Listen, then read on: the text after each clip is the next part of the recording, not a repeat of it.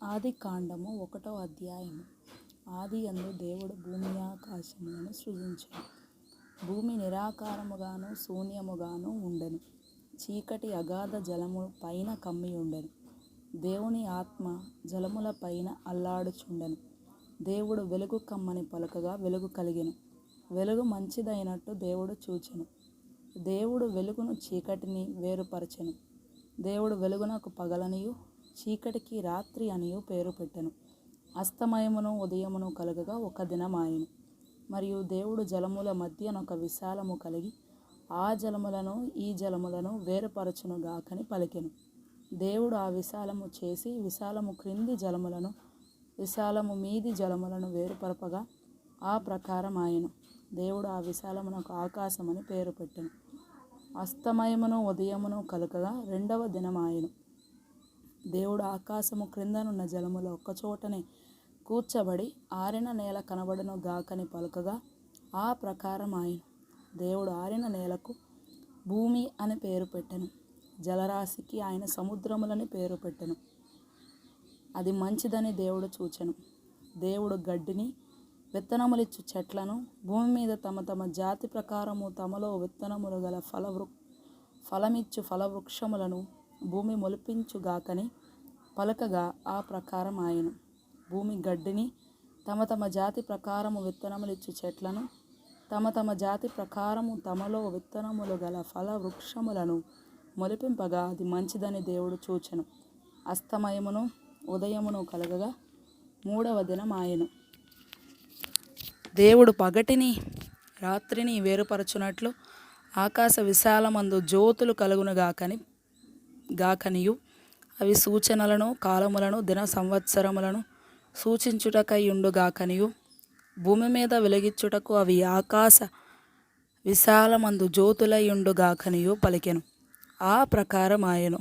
దేవుడు ఆ 2 గొప్ప జ్యోతులను అనగా పగటిని ఏలుటకు పెద్ద జ్యోతిని రాత్రిని ఏలుటకు చిన్న జ్యోతిని నక్షత్రములను చేసెను. భూమి వెలిగించుటకును పగటిని రాత్రిని ఏలుటకు వెలుగును చీకటిని వేరుపరచుటకును దేవుడు ఆకాశ విశాలమందు వాటిని ఉంచెను. అది మంచిదని దేవుడు చూచెను. అస్తమయమును ఉదయమును కలగగా 4వ దినం ఆయెను. దేవుడు జీవము కలిగి చలించు వాటిని జలములు సమృద్ధిగా పుట్టించునుగాకనియు పక్షులు భూమిపైని ఆకాశ విశాలములో ఎగురునుగాకనియు పలికెను. దేవుడు జలములలో వాటి వాటి జాతి ప్రకారము జలములు సమృద్ధిగా పుట్టించిన మహామత్స్యములను జీవము కలిగి చలించు వాటినన్నిటినీ దాని దాని జాతి ప్రకారము రెక్కలు గల ప్రతి పక్షిని సృజించెను. అది మంచిదని దేవుడు చూచెను.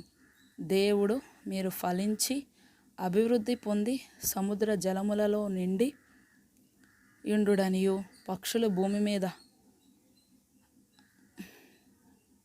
విస్తరించునుగాకనియు వాటిని ఆశీర్వదించెను. అస్తమయమును ఉదయమును కలగగా 5వ దినం ఆయెను. దేవుడు వాటి వాటి జాతి ప్రకారము జీవము గల వాటిని అనగా వాటి వాటి జాతి ప్రకారము పశువులను పురుగులను అడవి జంతువులను భూమి పుట్టించుగాకని పలికెను. ఆ ప్రకారం ఆయెను. దేవుడు ఆయా జాతుల ప్రకారము అడవి జంతువులను ఆయా జాతుల ప్రకారము పశువులను ఆయా జాతుల ప్రకారము నేలను ప్రాకు ప్రతి పురుగును చేసెను. అది మంచిదని దేవుడు చూచెను. దేవుడు మన స్వరూపమందు మన పోలిక చొప్పున నరులను చేయుదము. వారు సముద్రపు చేపలను ఆకాశ పక్షులను పశువులను సమస్త భూమి మీద ప్రాకు ప్రతి జంతువును ఏలుదురుగాకనియు పలికెను. దేవుడు తన స్వరూపమందు నరుని సృజించెను. దేవుని స్వరూపమందు వాని సృజించెను. స్త్రీనిగాను పురుషునిగాను వారిని సృజించెను. దేవుడు వారిని ఆశీర్వదించెను. ఎట్లనగా మీరు ఫలించి అభివృద్ధి పొంది విస్తరించి భూమిని నిండించి దానిని లోపరుచుకొనుడి. సముద్రపు చేపలను ఆకాశ పక్షులను భూమి మీద ప్రాకు ప్రతి జీవిని ఏలుడని దేవుడు వారితో చెప్పెను. దేవుడు ఇదిగో భూమి మీదనున్న విత్తనములిచ్చు ప్రతి చెట్టును విత్తనములిచ్చు వృక్ష ఫలము గల ప్రతి వృక్షమును మీకిచ్చి ఉన్నాను. అవి మీకు ఆహారమగును. భూమి మీద నుండి జంతువులన్నిటికీ ఆకాశ పక్షులన్నిటికీ భూమి మీద ప్రాకు సమస్త జీవులకును పచ్చని చెట్లన్నీ ఆహారమగునని పలికెను. ఆ ప్రకారం ఆయెను. దేవుడు తాను చేసినది యావత్తును చూచినప్పుడు అది చాలా మంచిదిగా నుండెను. అస్తమయమును ఉదయమును కలగగా 6వ దినం ఆయెను.